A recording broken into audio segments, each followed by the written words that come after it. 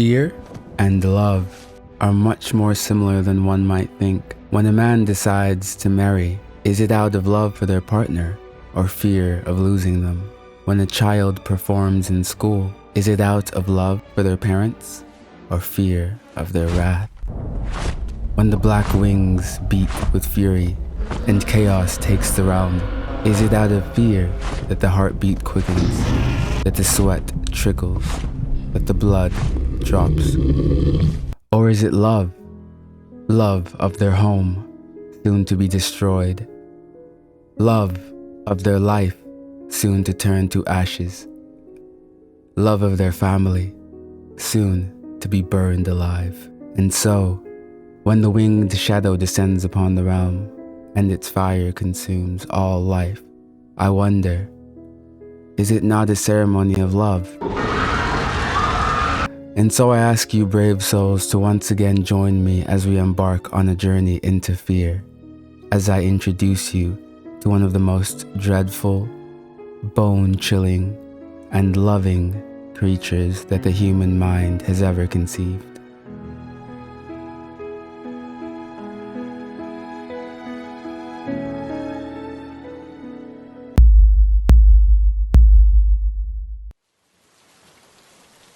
Her funeral is a rainy day. You hold your brother's hand as the priest utters his benediction. Around you, family members and friends gather, pity everywhere. They can keep their pity. They never really knew her, not like you. It's your fault, you think. You could have been there for her, but you followed your dreams like she told you.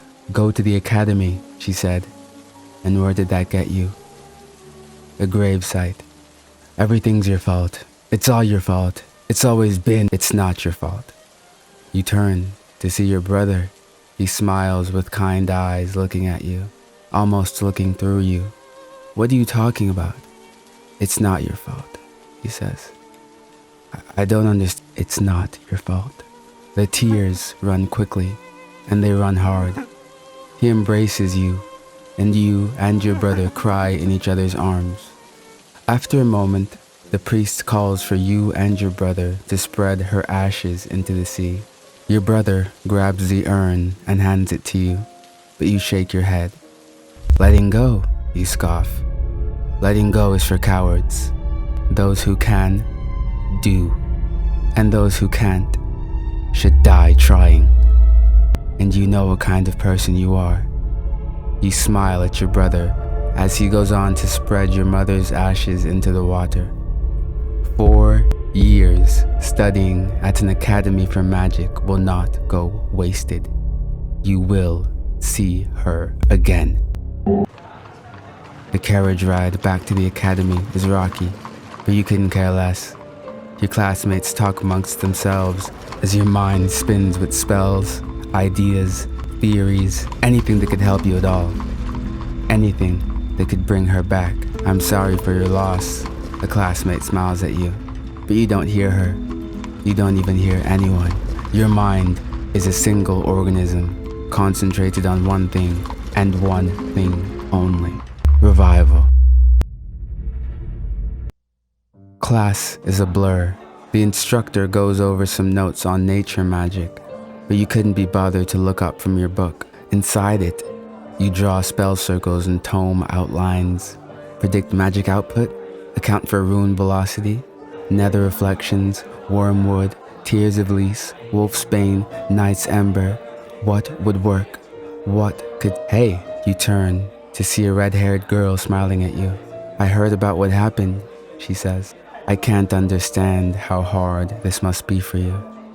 You stare at her, almost shocked that you were interrupted from your brainwaves by such an insignificance. Then, you look back at your pages, not paying the girl any mind. She stares at the ground. Well, I'm here if you need anything. She nods and walks off. The school's archive is the largest part of the ancient academy. Vast hallways stocked with rows on rows of spell tomes, ancient histories, and magical artifacts. You walk down the halls, searching through any and every book that talks about revival, communion with the dead, spirit manifestation, anything. After a while, you realize what you're looking for won't be held in the main chamber. You'll have to go deeper, into the Grand Mage's personal archive.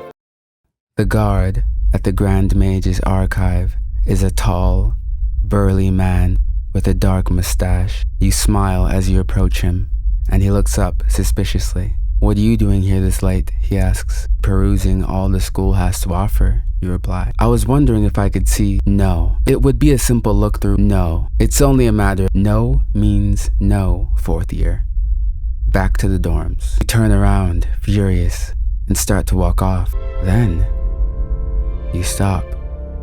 Wait. No one would notice the disappearance of one guard, you think. It's like you always say, win or die trying. You've never killed a man before, but that's not gonna stop you from... He's with me. You turn to see the red-haired girl who talked to you earlier in class. The guard stands up at attention and instantly salutes. The Grand Mage's daughter, in the flesh. It's an honor. The pleasure is all mine, she responds. Now, can we go through? Yes, of course. He hurries to gather his papers and personally escorts you both into the archive. If the main archive was a sight to behold, the Grand Mage's personal archive is a sanctuary to honor, a sanctuary of magic, where the main archive was jammed full of different tomes and spells. This archive only has a few, but you can already tell that these books would help you more than 1,000 pages from the books outside. What is it you're looking for? The girl asks as you walk. You sneer. You're grateful for the access, but her presence is becoming, well, a bit annoying. Tools on spellwork, you respond. Ooh, how vague. Well, I'm sensing that you don't want me here, and I can't say I blame you. But again, I am here. She begins to walk off, then stops. Oh, and by the way, the good stuff is in there. She points you toward the black curtain near the back of the room, and you nod. Thank you, you say. She smiles, a beautiful smile, and walks off. You go through the black curtain to enter a deep darkness. It's silent, eerily so. You wade through the darkness, watchful for any signs or anything that might help you. Your foot bangs on something, and you cast a simple light spell to see ahead. In front of you is a podium, and on top of this podium lies 3 books. Nothing else, no bookshelves, no decorations, just 3 books. You open the first one, read it. If you are not Grand Mage Loris, leave this room at once. You close the book. You open the second book. If you are not Grand Mage Loris, by all the gods, do not read. You close this book. You hesitate for a moment. The third and final book is black, where the others were colored. It has no decorations, no art, no mural. Staring at its cover is like staring directly into the abyss. Your heart pumps. Should you really do this? Then you remember your mother's smile, her joy, her laugh. You steal your resolve, and you open the book. It's blank. Empty, you think. Your mind turns as you flip through the pages. All blank, all empty.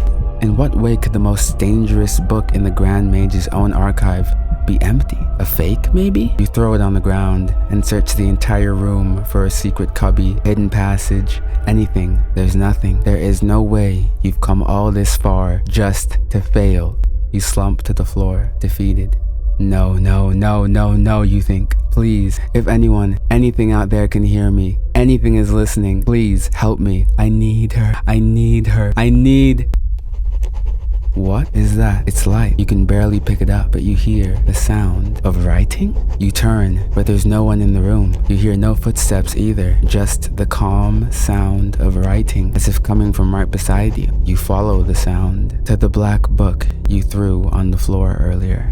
You open the first page, a page that was blank just a moment ago. Hello, it reads. I heard you. I can help her. You scramble away, stunned at the words. Squint your eyes. But no, you're not dreaming. I know what it is you seek. I am the same as you. but I am trapped, locked away by those who wished me harm. But you can help me, and together, we can be free.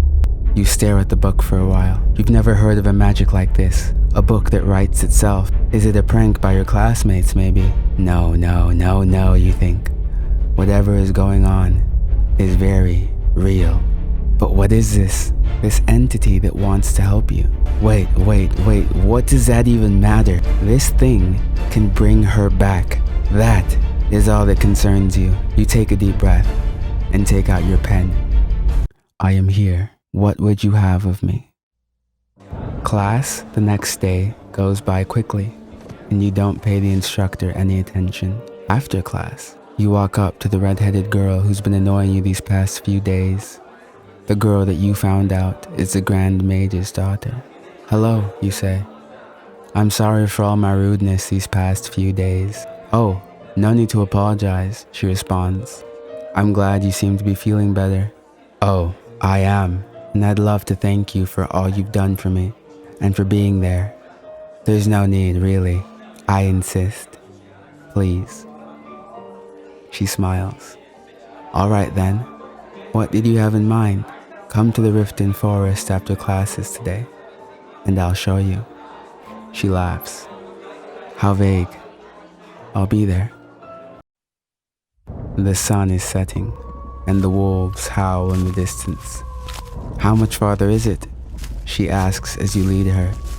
Not so long now, don't worry, you respond. You'll enjoy it. You glance at the book again, making sure you got all the instructions right on what you have to do. Any misstep and it won't work. You nod. Sure now, here we are. You and your classmate enter a large clearing in the forest with a lake in the near distance and a massive hexagonic spell circle covering the ground. What is all this? She asks. Don't worry about it. You respond, just stand over there. You wanted to help me, right? She nods and follows your instructions as you point to the bottom of the hexagon where she stands. You look down at the book. Once the soul bond is ready, make sure they are still and speak the words. Stay still, you call out, and you read, hear me, oblivion. The spell circle starts to glow. What's going on? She tries to move off the spell circle, but she can't. It's like an invisible barrier holds her there. Everything's working perfectly then. You nod and continue. Heed my call. Exchange this offered soul for the soul of your prisoner and be satisfied. The earth starts to quake as thunder gathers overhead and the spell circle shines like constellations. You read the book. Hear my call. What are you doing? What have you done? Hear my call. Stop. I'm scared. You don't have to do this. Hear my call. In the center of the circle, a purple portal begins to form. Don't do this. Please. Whatever it is. Please. Spare me. You waver for a moment. Her tears momentarily stopping you. No. Your mother cried too. You can't stop now. Hear my call. Ivan? You turn to see your brother in the clearing, looking through you with those same eyes he had at the funeral. I came to check on you. They told me you'd be here. What is all this? What are you doing? He says. Leave, you shout. What's going on? He walks forward toward the circle. What is this? Are you hurting her? Just stop, you call out. You don't understand. I'm doing this for us. He's at the edge of the spell circle. Let her go. He reaches out. No, you scream. Don't break the spell circle.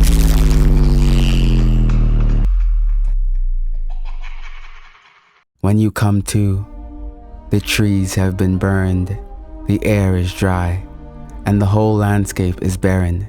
What just happened? You turn to see your brother laid on the ground in the near distance, and you instantly sprint towards him. Brother, you call out. You reach him and grab him.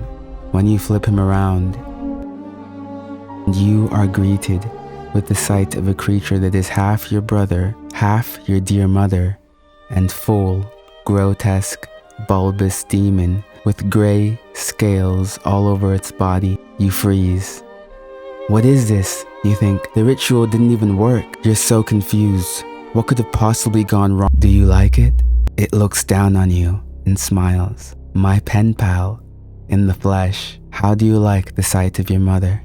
You look up at the 45-foot-tall, arcane demon lord that you summoned from the beyond. I added in another family member for the extra flavor. You drop to your knees. Now, it's been a while since I've been back.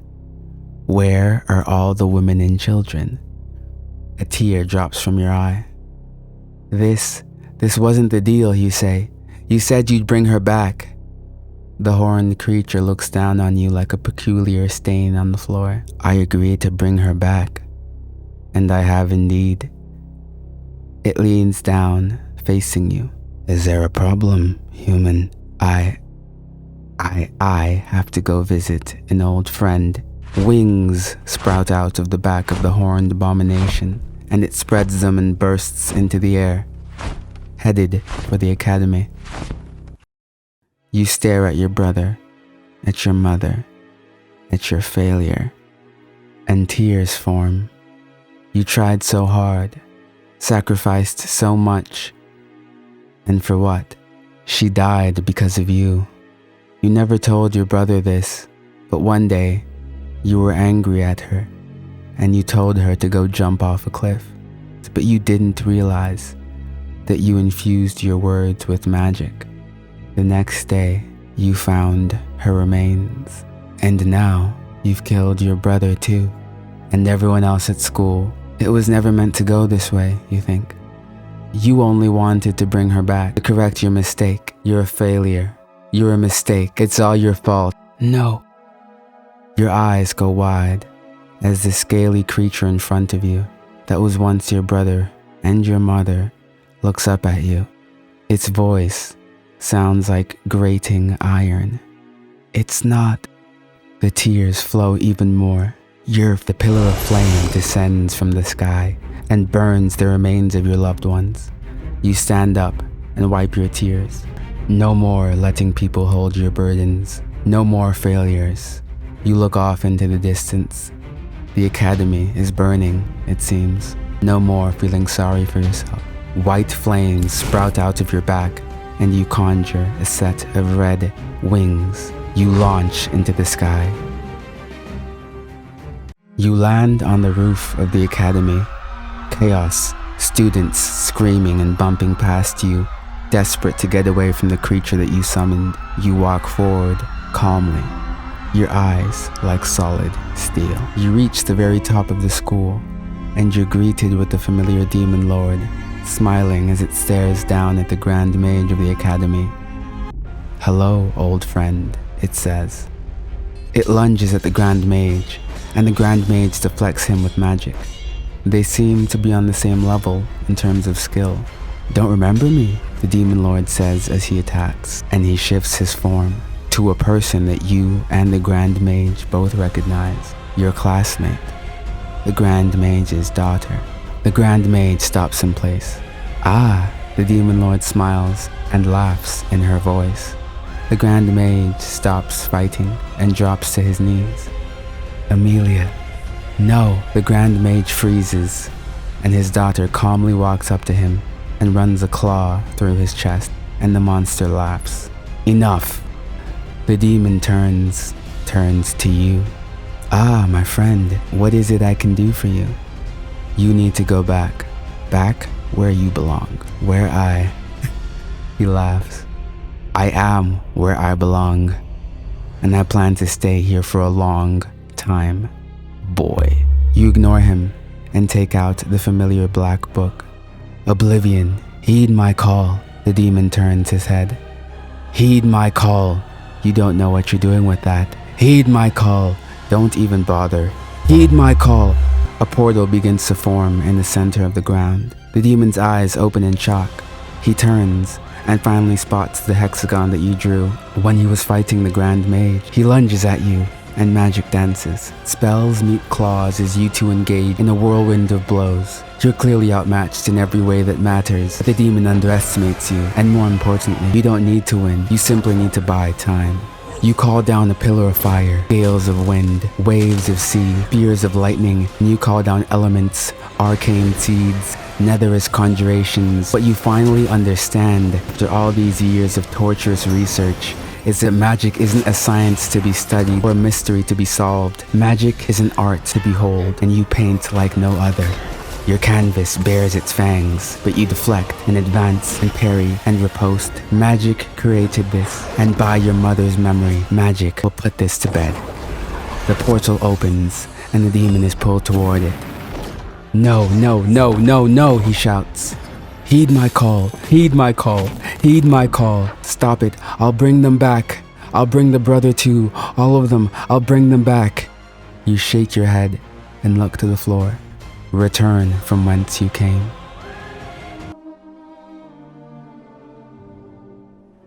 The demon is sucked into the void, and the world rests. When the dust settles, you find the portal has left behind a peculiar sight. The Grand Mage's daughter. You look up and smile. You fly off to a far cliff near the water, the very same cliff where you had your mother's funeral. In your hand, you hold a different urn, and you take a fistful of ashes, and you spread them into the sea. I'm sorry. That, my friends, was the Dremora Lord. Again, I took creative liberties, but Dremora Lords are from a game called The Elder Scrolls Skyrim, and they are said to appear as tall, human-like creatures with black and red skin. In the game, it's actually very hard to summon one of these creatures, and if you summon one before binding it to your will, it will actually attack you with its full force.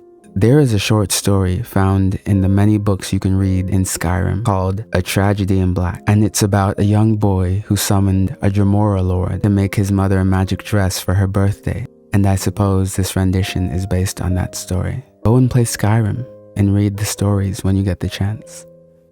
Let me know if you guys liked this video, and if you do, make sure to subscribe and also comment on any cool creatures from any work of fiction that you want me to include in a video. And you can do that by joining the Discord. The link is in the description. Thank you for listening, and watch out for spell circles.